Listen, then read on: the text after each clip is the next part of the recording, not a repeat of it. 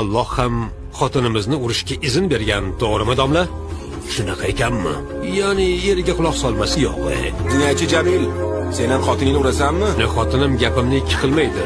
Kaltakka loyiq ish qilmaydi. Ammo urishga loyiq bo'lganlarga Xudoyim ruxsat bergan. Qur'onda shunday yozilgan. Ha, shunday. Qur'onda yozilganini o'qidim.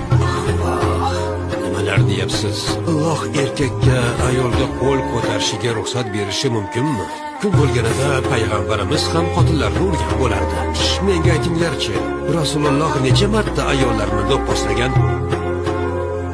Ana payg'ambar alayhisalomga ayolga qo'l ko'tarishni munosib ko'rmadingiz-a? Munosib ko'rilmaydi-da.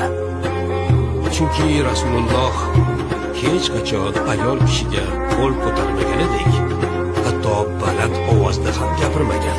Payg'ambarimizga loyiq ko'rmaganimiz bu illatni Allohning amri deb hujjat qilishga qanday jur'at qildingiz?